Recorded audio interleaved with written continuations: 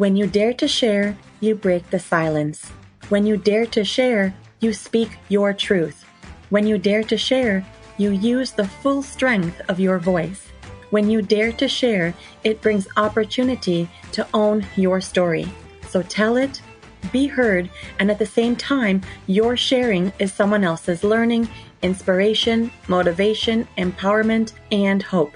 There's always an element to each of our stories that remains a secret. For some, we feel it's a dirty little secret. Dare to share your untold story exposes these secrets in a welcoming and positive way. I encourage each of you out there to dare yourself to share what is yours to tell. When we dare, it is the courage to do something really important. Let this be a vow to each and every single one of us that we take risk, we brave, confront, and face what is, while inspiring and empowering all communities. So let's break that silence and tap into mental beauty. This is Salima Jadavji, your podcast host, a practicing social worker, and your mental wellness connoisseur. Welcome to the Dare to Share Your Untold Story podcast, episode number 85. His financial setbacks is what plotted a path to his future success. To all my fellow listeners, before we get started, I'm just dropping in a note to give you a heads up that this podcast might be emotionally triggering for you. We do invite guests onto the show who share openly about extremely difficult life moments with exposure and impact of what the struggles have been like. The intensity of each episode could have a variable impact on your emotional and mental well-being based on your own personal story. If at any point the topic becomes uncomfortable or upsetting to you in any way, please do not pressure yourself to listen. Instead, be kind to yourself, do some self-care, and perhaps give another episode a try. Today, I have the pleasure of introducing our courageous and daring guest, Leon Mann. Leon is a committed, passionate, and hardworking financial professional who will go the extra mile to make sure someone is financially secure and stable in their lives. After experiencing some personal issues of his own in his 20s with credit card debt, he was baffled by the lack of real-world personal financial programs that was available to the public. After a good friend connected him with a holistic financial coach, he became committed to putting his life together. Leon has spent his early financial career as a valued advisor with CIBC Wood Gundy, and eventually moved on to open his own independent business as a full-service and independent financial consultant. His passion for finance has allowed him to help others by providing and arming them with more options to win in their lives. He has effectively worked on providing holistic and customized financial plans with the best interest of his clients in mind that have encouraged many people to capitalize on wealth-building opportunities within their lives while avoiding costly mistakes that would eat away at their life savings. Well, hello, Leon. Welcome to the Dare to Share Your Untold Story podcast. Thank you, Salima. It's a pleasure to be here. Thank you so much for having me, by the way. Oh my goodness, the pleasure is all mine, Leon.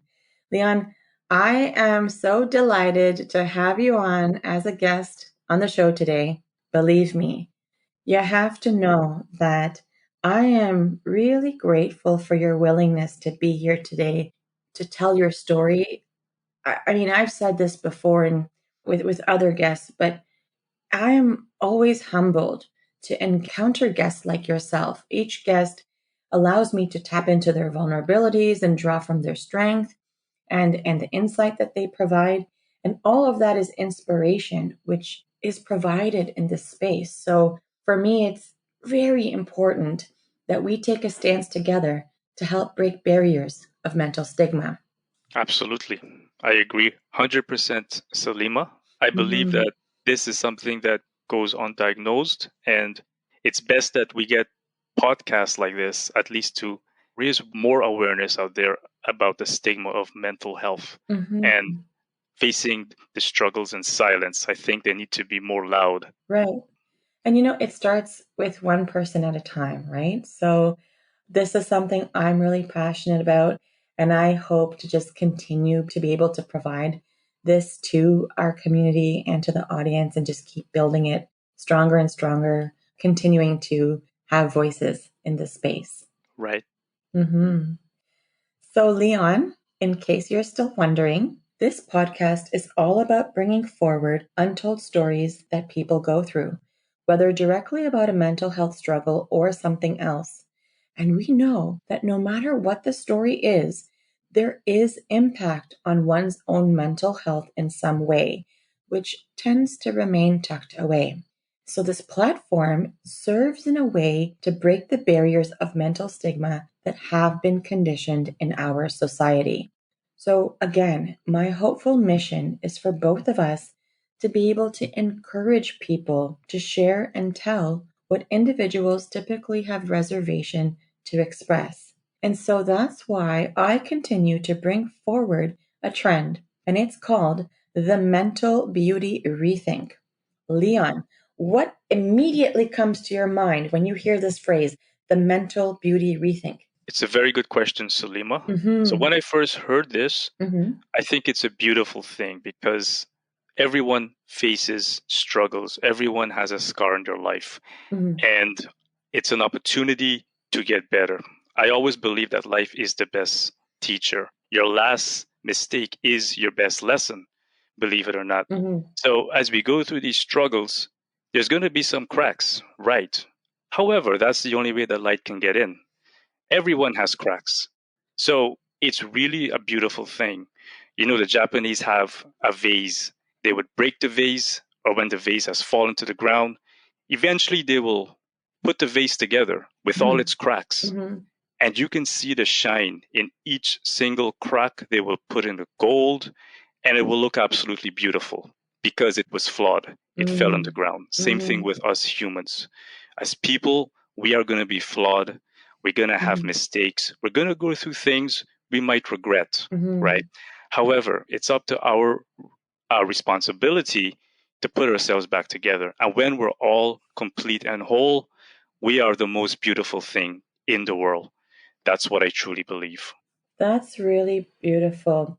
What really caught my attention is I really like your analogy with the Japanese when the vase breaks, right? Like Hmm. putting it together and putting shine on the cracks, putting shine Yes. on what's flawed. And so even if it's still a work in progress, it's just allowing the imperfections to be what they are, embracing them, inviting them, and allowing them to have space along with everything else. You got it. Yeah, no, you got it. I love it. This is fantastic.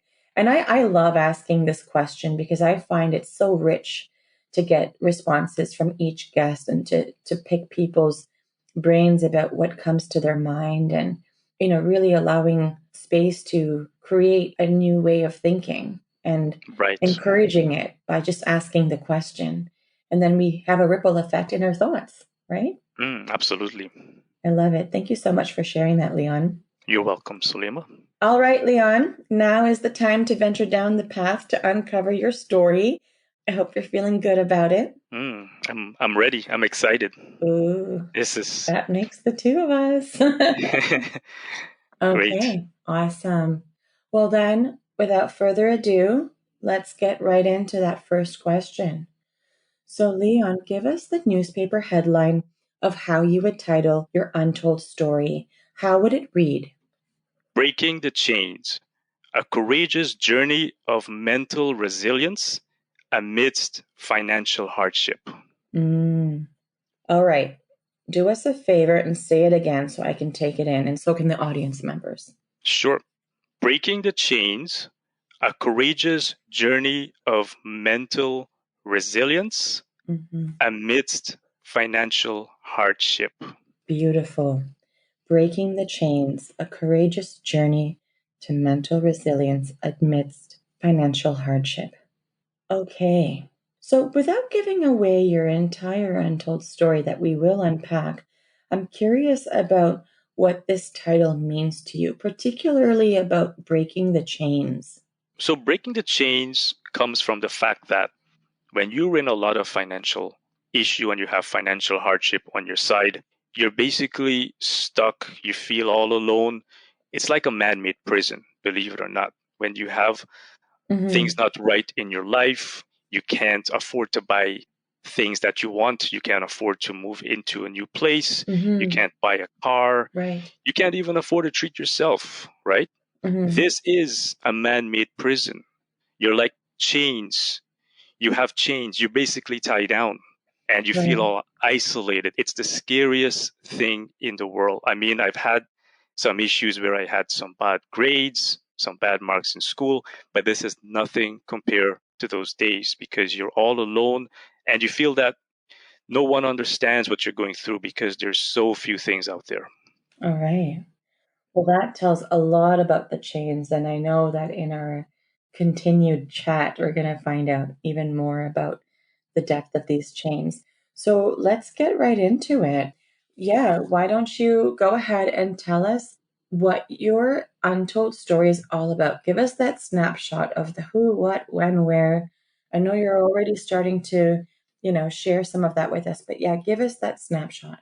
All right, sure. So it happened in my university days. I was a young guy in my 20s. It was in my third year of entering Ryerson University right here in Toronto. Mm-hmm. And while I was on the campus, I noticed that there were these credit card representatives. They Mm-hmm. would come into the campuses and they would get students to sign up on these high value credit cards, like with MasterCard and Visa. And at the back of my mind, of course, I thought that this was an opportunity for me to get ahead in my life, to make my parents proud, to buy things that they'll be proud of me, and also to improve my social status with my friends. Mm-hmm. However, little did I know that things would take a turn for the worse. Mm-hmm. Not not too long after I purchased these credit cards, I soon found myself in a whole heap of financial hot water, My goodness. right? So the problem was I was purchasing for items that I could not afford to pay down at the end of the month. And Right. of course, you know what happens. The interest just keeps on accumulating. And Mm-hmm. eventually, I couldn't pay it off completely. I couldn't buy anything. I couldn't do what I want to treat myself. Mm-hmm. I was perhaps at the lowest point in my life, right? So I tried to turn to the banks, and they told me the only alternative out was to declare bankruptcy. So this was perhaps the last option that I wanted in my life. Wow. Yeah. Wow. That must have been such a load, right? You went from like one extreme to the complete other extreme. I'm curious, when you got those bill payments, at what point did it become shocking? Like, oh my goodness, this is what I owe?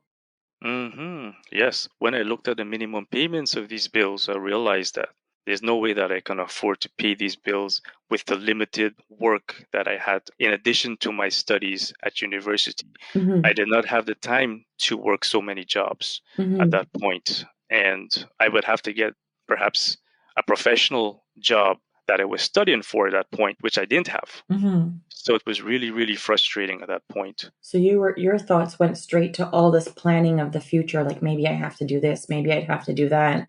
I'm not sure hmm how to do this. And Yes. would those numbers haunt you? Like when you were not looking at those bill payments, did those numbers show up in your mind constantly or anything like that? Or were you able to push them away? They haunted me. I had nightmares about them. I didn't want to see them, right? So when I saw the bill with my name on it, Mm-hmm. eventually I get anxiety, I get frustrations. Mm-hmm. I felt like it was like a nightmare because I know for a fact that I could not afford to pay these bills and this was just way too much. I tried to at least bargain with the banks to make a lower payment, but they said, hey, you can't do that because you have racked it up so much. It's your fault that you're in the position that you are in right now. So this this basically limited my social life, for example. You know, I couldn't go much places because everything costs money, as you know, right? Right. And I was like chained down. I was like stuck in my dorm. I was like Right. I was like restricted to studies. I couldn't go out with my friends anymore because I was ashamed. I was embarrassed. Mm-hmm. And it really affected my mental health severely. Mm-hmm. It's something that a lot of people, I think, should talk about more is that being isolated, being Mm-hmm. so alone in your life, Mm-hmm. Mm-hmm. especially when you have financial issues, right? Right. And so I'm curious. So when you were going through all of this, was anyone else in your family aware of what was going on? Because you mentioned a few moments ago that initially, when you saw the credit card reps and the opportunity to sign up for MasterCard or Visa, you thought of it as an opportunity to provide your parents with things that, they weren't able to have. Were they wondering where you were getting this money from, or did they have any idea? Well, that's the thing too. They were asking me how come you're able to afford so many good things in your life? Like, where are you getting that money from, right? Mm-hmm. They were asking me, wow, I couldn't even afford to buy this. So they were Mm-hmm. like saying, how could I do it? I'm just in university. I have no real job. Right. I'm just working part time to to maintain myself. I'm just getting by. So Right. at the back of their mind, they were like, hey, he's up to something. Is either he's doing drugs or he's Mm, doing something illegal, because this is unbelievable, right? So they did suspect that I was up to something. right. And so those are the things they asked. And how did you respond to them? I responded to them, letting them know that no, I'm not into drugs and it's nothing illegal. I have it under control, because I didn't want them to know at that point Hmm. that their eldest son was in trouble, and the first crack at the real world, that he was in trouble and he couldn't manage his life. It was a big embarrassment. So you kind of like masked it and said, I have it under control, but you didn't let them know that Mhm, I have all these credit cards and I've been making transactions on the cards. absolutely. Okay. Because we have growing up in the Caribbean, it was like the parents have these high expectations for their kids, Hmm. and that was a, that was the last thing that I want them to know. For how long were you able to hide it? I was able to hide it for the remainder of the university, because I was by myself, right? I was not living at home at that Hmm. point. Hmm. What happened was I was not going anywhere. In particular, I was stuck at home. Right. So I ran into some really good friends at the mall. So they advised me that I should attend like a money management workshop, because I told myself I have to get myself out of this, right? There's no one that's going to save you. There's no one that's going to save me but myself. So I really had to get my life together. I experimented a bit with drinking for a bit, because it was a way for me to hide the pain and the reality and things like that. However, I told myself I had to get my life back together, because when university is over, they're going to know that I'm struggling. I can't afford to do anything, and my credit is bad. I can't afford to buy a home now. So I ran into some good friends at the mall. They advised me I should attend a money management workshop. And at the back of my mind, I thought it was something I already knew. However, my back was against the wall at that point. I had no other choice. So what happened? I took their advice. I attended the money management workshop. And from that day onwards, I can tell you that my life made a turn for the better, because I realized that what I was doing wrong and what I needed to do to recover financially, right? They put me on a program, and it taught me things I was never taught before, right? It opened up my eyes and perspectives on the way that I saw life and personal finances in general. Hmm. So it not only showed me how I can come out of this debt, but it showed me a timeline and an exact date in which I could have achieved it in only a few short years. But I had to work odd jobs, I had to put in the time, and I was willing to do that at that point. I was willing to sacrifice my social life, to Hmm. work nights, and to go to school during the day, even though I was tired. It really took its toll. Oh, I bet. And so I'm curious. So what you're saying is that you found a way to keep it from your parents the entire time, even when you were attending the money management seminar and kind of getting yourself back on track. You were able to pivot without them knowing exactly what was going on. Right, absolutely, because Mhm. it was in between my classes. Right. So at that point, I was living in a dorm as well. So it's not like I Mhm. was at home all the time. I had to sacrifice that time, and in the short years that I had to complete university, I had to get my life back together. I told myself. And I'm curious, there's a couple of other things that you mentioned that piqued my interest. You mentioned that, there was a period of how you were experimenting with drinking as just a way of coping. Was that before you attended the money management seminar, or was that kind of something happening simultaneously while you were trying to figure it all out? That happened before the money management seminar because at that point I thought I was stuck. I didn't know where to do.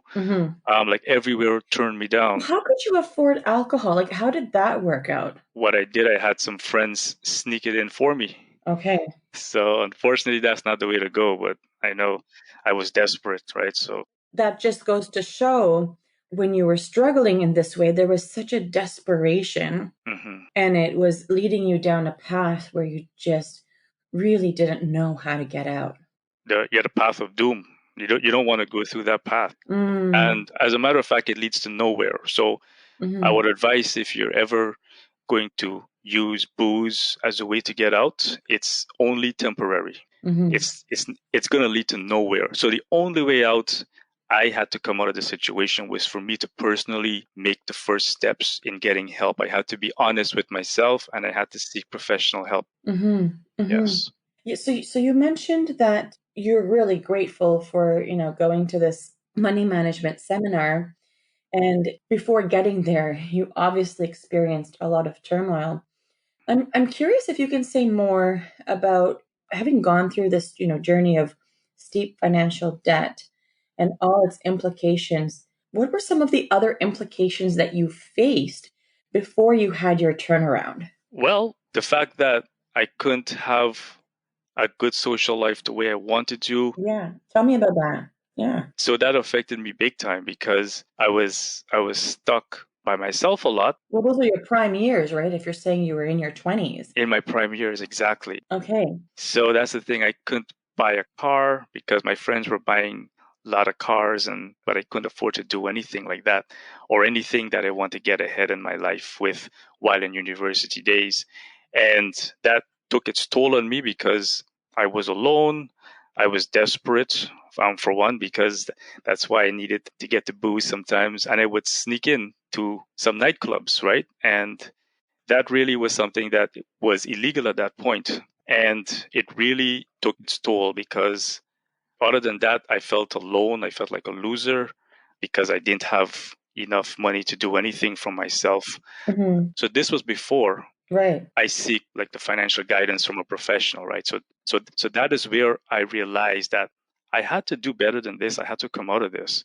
And by hook or by crook, I was going to be willing to take or do whatever it took to get myself out of this rut hole, as I would like to call it, and to seek professional guidance. And I was fortunate enough to run into some caring friends who took my situation and was compassionate from what I was feeling, and they helped me out to get this holistic financial coach that took me through the ropes.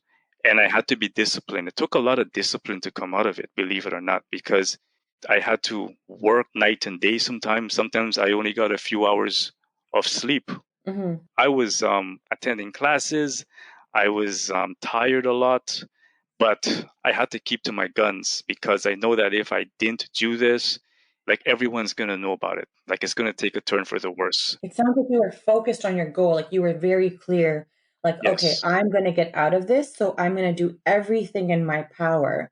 So working day, working night, not sleeping, lacking sleep, attending classes, getting assignments done, taking all of the jobs possible.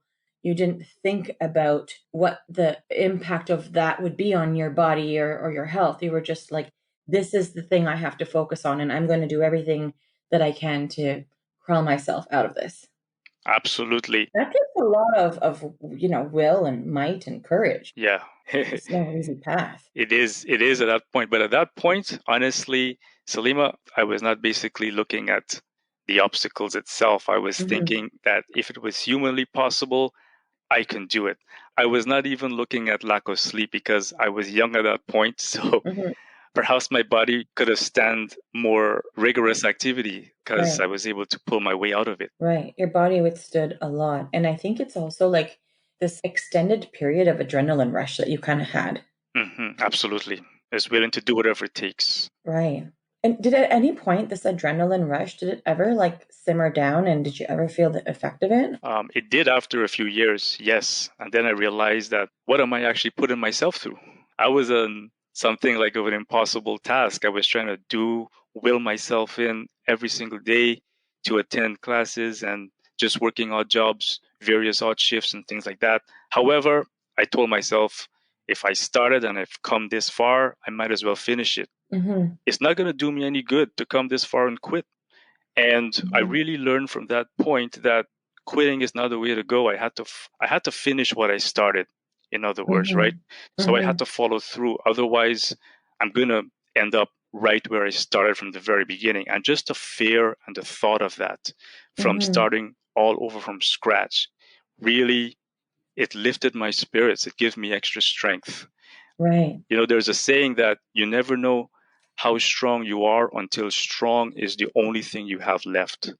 And Mm-hmm. this was that moment for me. That was for you. That was your moment. Okay. Mm-hmm. Yes. Wow. Leon, when people come to see me for therapy, individuals are typically in one of three places. Some individuals are getting started, Hmm. where they're just trying to make understanding of all of the things that they've experienced or are currently experiencing. And some people are in the middle of either a crisis or an acute stressor, and they need some support in navigating all of that. And Hmm. some people are looking back and having growth moments and maybe want to get some resolve or closure on certain parts of their life so that they can move forward. For yourself, what part of the journey would you say that you are in? Would you say that you're getting started, in the middle, or looking back in terms of the untold story that you're sharing with us today? I would say I'm still in the growth phases. I'm still trying to figure it out as I go. So, like in the middle, is that what you're saying? In the middle, absolutely. Mm-hmm. Because Mm-hmm. I believe in something called lifelong learning. So for me, it's more about being a student, right? A student for life. I'm still trying to figure things, how I could improve my situation in life. It's like when you have a growth mindset, you always want to get better. You never look at anything as the final destination. I want to be as complete of a person as I can, even though I may not be complete right now. I'm Right. not the finished product. So I'm always looking for ways to improve on it, to get better financially, to learn new skills with my money knowledge and my experience. But I look at my past as a really good reference, right? So I told myself I don't want to ever go back to that same position as I would at that point. So, how do you remind yourself? How do you remind yourself to ensure that you don't go back to that place? What are the things that you've put in place? So I have a budget. I Okay. have a budget that really helps me out. So I now know how to set up a good budget so it manages the money that I make and where it's going. To track it. Okay.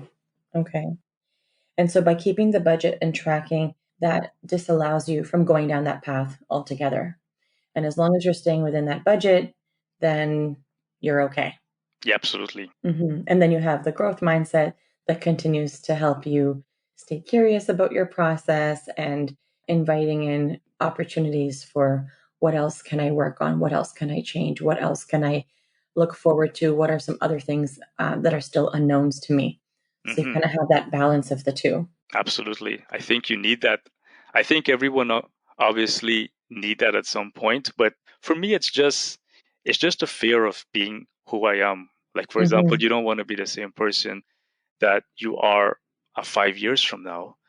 So I don't know if it's this money mindset or the planning mindset that I have, but I'm always looking from what I can do today to be better in the future. So from my mental being, this is how I want to see it because if I know that I'm not making progress, it's going to take a toll on me in a mental way. Like I'm going to feel it. I'm going to be a little bit down as well. So I want to Hmm. at least do something to progress forward so I can't repeat the same cycle. Hmm. It's not a good feeling when you have to go through depression and you have to go through anxiety.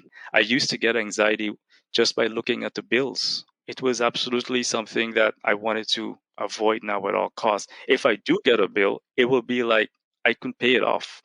I mean, so if I get a bill now, I'm happy to see it because I know that I can pay it off. So because I have everything in place. So that's a big difference between where I was Right. and where I'm at now. But I'm still growing. I'm still trying to learn new things. Absolutely. And so, having gone through the financial barriers and all these obstacles and the debt and, having to consider the thought of bankruptcy and all of that, the entire chunk of the story, how would you say it has affected your mental health? I mean, I know we started, well, actually, you did a really great job starting to introduce some things that you experienced. Like you even mentioned, feeling shame and embarrassment and isolation and that feeling of being alone and taking up drinking and things like that. So I'm curious, tell me about that toll. Can you share more about it? Yes. Hmm. So, like I did mention that it did affected me because I felt like there's no one to help me. That really instigated it further, right? Because Right. I didn't see a solution. And when you don't see a solution, you feel hopeless. And Mhm. I felt that the only way that I can come out of it is for me to do something that I wouldn't normally do, to just numb myself a little bit. Right. So if you were hopeless and then you said you were numbing yourself. So before we talk about numbing yourself, that feeling of hopelessness, Hmm. what was the experience of feeling hopelessness? That I couldn't go any further, that Mm. that I'm stuck, and I couldn't do as I like in my life. I couldn't improve in any way. So there were all these thoughts that you were experiencing that really anchored how hopeless you were feeling. Absolutely. Yeah. Okay. And then what was the numbing feeling like? What was that about?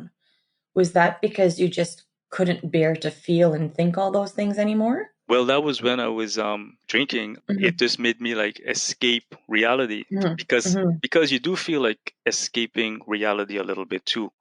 You don't want to be in the same spot. So that was a temporary relief that Right. I took to come out of that spot. Right. But I find myself doing it more frequently because you don't want to stay in this reality too much. And it took its toll because, the feelings you get where you're tired, you're drained, you have no energy. It took its toll health wise as well. So I didn't like how that was turning out because I try to be as aware as I can to what's going Right. on. After seeing that, I told myself I don't want to live like this for the remainder of my university years. Right. I told myself I have to seek help right away because I don't want to feel all alone. I have to be honest with myself. Mhm. So it's like a wake up call, honestly. It's like an aha moment. It's like I have to be willing to say exactly where I am right now. And I have to come clean. I don't want to mask anything. I want to be as transparent as I can because that's the only way that I can escape this. If people don't know where you are right now, how are you supposed to come out of it? Right. That was what I keep telling myself. So you took to drinking, that feeling of hopelessness buried you into like, okay, I'll just numb myself. How long did the drinking go on for? And if you don't mind sharing, if you feel comfortable, what was a day of drinking like for you? Like, what did that look like? It was like beer usually, so it'll be like one bottle after the next. It's like Mhm. binge drinking, sometimes they call it. Yeah. That became a little bit common because it's like it provided me like a relief, a temporary relief at that point, So how many right? bottles are we talking when you say one after the other? But 8 or 9 in one day, easily. Right. Okay. Was that going on for a few weeks, few months? Like, It went on for a few months. It went on yeah. for a good 6, 7 months. Wow. Yeah. Now, during this time, did you ever get to a low point of having thoughts of, okay, maybe I just need to end it all? Like, because you talked about this really deep sense of desperation and Hmm. feeling really alone and feeling hopeless, like nowhere to go. I'm stuck. Those kinds of thoughts take up space in your mind. And then going through that numbing process, was there a time where you entertained any thoughts down that was going down that dark path? There were a few times that I got a little bit of a urge to do it because Hmm. I wanted to be in the lifestyle. I like the feeling of it. However, what happened was I never like hangovers, honestly, because it used to give me some terrible, terrible hangovers. So my body was just acting out, and it Mhm. was giving me signals that this is not where you want to be. Even though it may seem good at the time, at the Mhm. end of it all, it's not going to get you anywhere. It's going to do you more harm than good, right? So I never really entertained the fact after that. I know that it was temporary, but I was just constant at it. But I never entertained the feeling of going any deeper, like into drugs or into anything like that. Okay. So you didn't go into other substance uses, and you didn't hmm entertain thoughts of like wanting to harm yourself or thinking like hmm I should end it all or anything like that. It never got to that level. No, no. Thankfully, it never got to that level. Right. Yeah. Right. Wow. Wow. And so, if you were to say that you learned one thing from this process about your mental health, if there's hmm something that you learned about your mental health, whether it's a signal or how you cope or something you need to make sure you implement in your daily practice, what is that lesson that is so clear for you now? Okay, that's a good question. Mm-hmm. So what I learned is that it's very subtle. It can affect you many ways. Like if you have like things with your mental health, because you can basically be more irritated, and people Mm-hmm. didn't like to be around me sometimes because I was very moody person, and Mm-hmm. that's not my way. It's out of character for you. It's out of character, Your mood absolutely. was fluctuating at the time, and it was easy. You hmm were easily irritable, and so hmm you were noticing that were you on edge? A little bit on the edge sometimes, but I was just more irritable, right? I was, Okay. yeah. So it was just out of my character. And I see myself doing these things, and I realized that this is not going the way that I wanted to go, and Mhm, not getting what I wanted to do. I mean, I was tired as well because it was draining, and I mhm, was getting headaches a lot. So to me, what happened was my body was sort of like acting out in a way. And even though it was sort of like a mental issue, I didn't want to basically go into it deeper to have further issues with my mhm, health. I was raised with good values from my parents and things. So mhm, they taught me that if you see yourself going down the wrong path, if you see yourself going down places that you don't want to go through, you have to stand up. You have to stand firm. Otherwise, it's going to drag you down. So right, I told myself I have to take a stand at this point. I have to do what it took, right, whether it means being honest with yourself, becoming more humble. Just become a person where you know that you can get help, because that's where the professional help comes along, because you want to seek guidance from people who have been there before, or people who know what they're doing, right? So right. before, I was just relying on my friends and my own education, which was minimal at that point, to get me out of it. So I opened up a lot when I realized that it was taking a toll on my mental being, because I don't want to be irritable. I didn't like the feeling of just lashing out to people and things. So Mhm, when mhm, when I went through this phase, it reduced. Like I no longer consumed a lot of alcohol beverages. right. I cut it out. I just minimized it. It went down to four a day, then eventually just one a day. I was no Mhm. longer drinking by myself, because that's when it can be really dangerous, as if you're drinking by yourself. So you made all of the adjustments, and you were making like concerted efforts, putting goals in place, and watching yourself make the change and stay committed to it. Absolutely. One of the other things that I'm curious about is I know you say that once you were able to meet the holistic financial coach, hmm that's where, things really started to shift and change for you. You got your reality check, that hmm moment of, oh, there's a way out, right? It was like that hope. Right. But I'm curious about, is that the only support that you were leaning on, or did you ever seek out any other therapy or any other support to kind of guide your mental health to get back on track?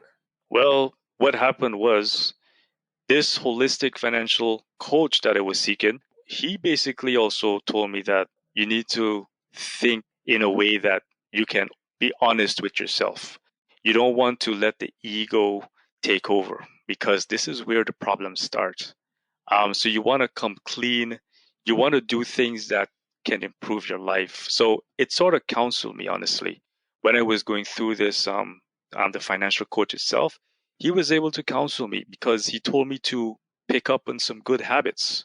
He told me to do this, to create a budget and to make sure I'm able to manage it. And he also told me to be more responsible. Like when I got my job, Right. I had to be more responsible. I couldn't be wild because I was working. Right. So it sounds like he wasn't just coaching you as a financial coach. It was almost like coaching for your personal life.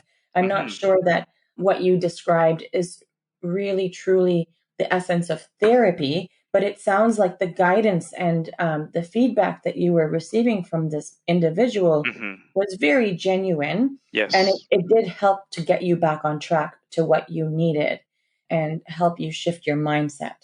absolutely. Okay. How he helped me was he suggested ways that I can do to improve on myself and to build good habits daily. And Hmm. by doing this on a regular basis, by just waking up early, for example, by just making sure I pay my bills, by setting up a budget, by Right. going to work on time, Hmm. it basically made me become more disciplined because I was following a schedule, an agenda, which I never had in my life before. So Right. when your life is structured, honestly, you feel more in control. The problem I had before is that I was not in control. Right. I had no ownership. Yeah. You were able to regain control with his guidance and it worked really well. Once I regained ownership in my life, Yeah. the mental issues stopped a little bit. I was still a little bit I would drink a little bit every so often too, but not as much because I was on a structured schedule. I was on Right. guidance. Like when I find myself improving my situation, I want to keep the momentum. It's like building momentum. Right. So Leon, then tell me, what is your key message to the listeners of our show? What's the most important pieces of information you think that the audience needs to hear? What can you tell them? So I would say in order to get anywhere, you have to be honest with yourself. Even though you're feeling alone, there are good people out there that are willing to help you out in any need that you have, Hmm. but you have to seek the right people, right? Hmm. Different people have different ways of getting you out. So I was more honest with myself and I was Hmm. able to seek the help that I need to come out of it Hmm. because I took action. The only way that you're not going to get anywhere is if you fall into the trap of Hmm. this routine, like of drinking a lot, waking up late, and just being idle. Like if you don't do anything, your life is gonna just take a turn for its worse. There's nothing that is gonna help us if we don't Hmm. react. We have to help Yeah. ourselves Hmm. because if we don't, we're gonna be stagnant, and nobody wants to be stagnant in life. Right. So I was able to help myself first to make the first move. And then Right. people were able to meet me halfway. There's nobody that's going to come to your door and say, okay, you got to do this and that without doing anything. Mm. So this is the big thing that I learned. Use initiative, be proactive, and things will get better. But you have to make the first moves. Right. Take your first step, make your first move. You got it. Right. All right. And I'm curious about what was game changing for you. Like, I'm thinking of inspiration. So, what is your game changer inspiration that's close to you that reflects your untold story of this financial hardship? So, is there like an inspirational quote or mantra or book or an event or something that really spoke to you that you haven't shared yet with us? Well, I'm a type of person that is very heavily into self development. Mm-hmm. So I would regularly look up quotes from different inspirational speakers like Maya Angelou. Jim Rohn is a big Mm-hmm. personal favorite of mine who was able to get his life back together after he took a fall for the worse. So Mm-hmm. I'm able to look into these inspirational speakers' biography and what they did with their lives, and Yeah. I'm able to Mhm. model it. So what happened was when I'm able to model it, I'm able to do things that they did so I can be just like them. Right. You didn't just stick to the quotes, but you went right into their biographies and said, okay, how did they do it? Now, Absolutely. what's my blueprint going to be like for this? And how can I replicate this? I love that. That's a lot of momentum. Like that's so motivating. Absolutely. Yeah. Okay, so tell us, what is a cause or an organization that has been impactful to you on your journey that you would like to give a shout out to? I would like to give a shout out to my organization, SOS Financial Group. They have really guided me as well in terms of making sure I stay on top of managing my finances and teaching me more on how I can help other people that were Mm-hmm. vulnerable to my situation that I faced in the past. So Mm-hmm. I'm able to help others in need of financial knowledge, financial literacy. So I want to give a big shout out to SOS Financial Group. Yeah, let's give a big shout out to SOS Financial Group. That's fantastic. Hmm. It seems like they helped to kind of raise you from where you were, Hmm. everything that you were learning, and now you're giving back to the community and using The knowledge. the knowledge that from not just your experience, but the knowledge, and you're just giving it right back. And so that's fantastic. Wonderful. Yeah, thank you. Getting better. Yeah. So now, how can people connect with you if they would like to? Just give us a list of where you're findable. Okay, so you can find me on social media websites such as TikTok. I'm on LinkedIn a lot, and Facebook are my prime mediums that I would use Okay. in social media. We've already grabbed those, but it's nice for people to know where you're findable. Hmm. This information is already on the show notes page, so people can check it out and click on anything that helps them connect with you for sure. Absolutely. hmm Leon, Yes. guess what? What? You just dared yourself to share. Congratulations. Whew. Oh, thank you so much. I'm really, really proud and excited to share this information. I know that there's people that can benefit from it, Salima. I was just excited. It was an honor. You know what, Leon? I really just want to take a moment to express my gratitude for the deep story that you shared in this space today. Your ability to dive in and speak about the depths of your debt. Like money is never an Mhm. easy subject to speak about, and to Right. share the struggle you underwent, as well as the journey to where it has led you today, has been truly encouraging. So I'm truly grateful to have been able to hear and witness your story today.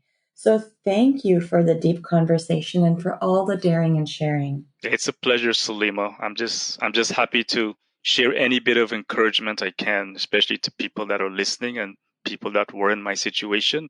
It's a complete honor, Salima. Wonderful. And once again, Leon, thank you for being part of Dare to Share Your Untold Story and helping to be a voice in breaking down the barriers of mental stigma.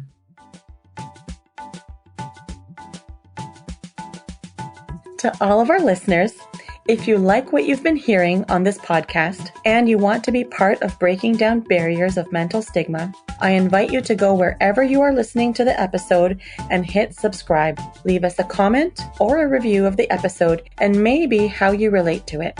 To learn more about what we offer, visit www.daretoheal.co. And if you are feeling ready and brave to share, please submit your story by visiting www.daretoshare.co. Thanks for joining in.